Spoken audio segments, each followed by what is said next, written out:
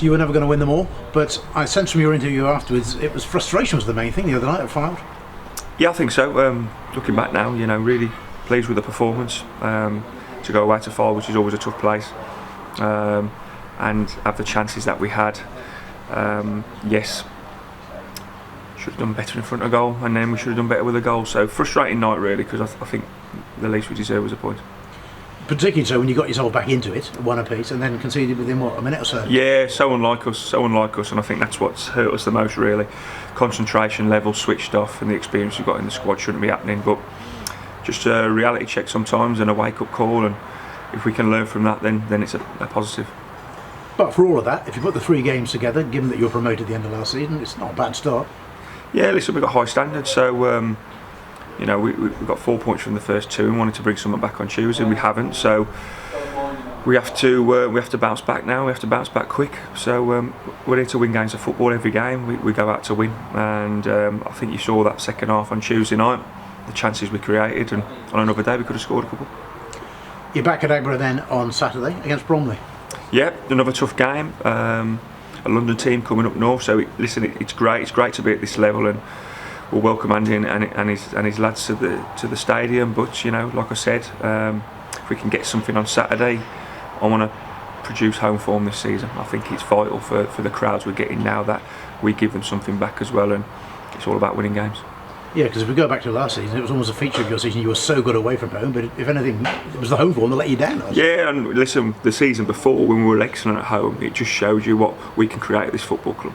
I think first and foremost the priorities are to try and get as many points on the board at home as you possibly can, and then see where that takes you. But yeah, I think the stadium, the pitch we've got, and the crowd that we produce, we want to be reaping the rewards from that with the points.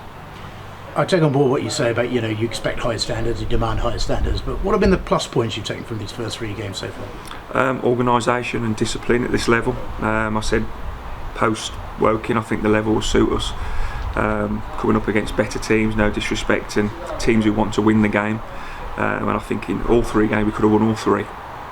Yes, we could have lost probably all 3 as well in terms of the way the game's shaped, but we look really organised, and listen, we pride ourselves on our defensive unit as a team, but we're also creating a lot of chances as well, and we if we can stop putting the ball in the back of the net, we'll be a good team. In terms of your injuries, obviously Shane Byrne we know is long term, but I saw on social media the good news is he's had his surgery. Yeah, it was a really good surgery, so he doesn't need a reconstruction, which was always the fear. It's just a repair, so we've been told 12 weeks back on the pitch playing, which is great news, because first feared was 5 months.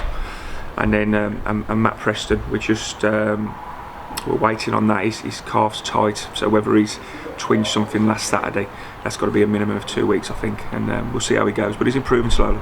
And that was a pause, rather than kind of impact? Yeah, fatigue. Matty hasn't played a lot of games in the last 18 months, and these things do happen. We are looking after him. He probably wouldn't have played on Tuesday anyway. But to kind of pull your calf in the 91st minute, it's tough to take sometimes. When you're that close from not getting the injury. So listen, he's a great lad, mentally very strong, so we'll be back.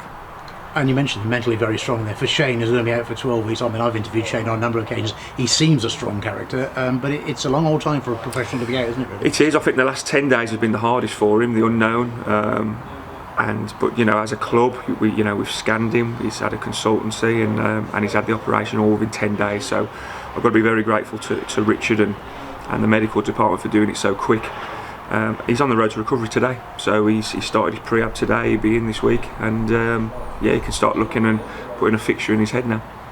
In terms of other injuries from the other night, did you come through pretty much unscathed? Unscathed. Zach Brown's he's just fatigued in his hamstrings, but he's 21 years old. He's the robustness of him is great, and he's finding his feet still. So I think 3 games in 10 days, you always got to get little niggles of tiredness, but that's all around the country, so no excuse from us.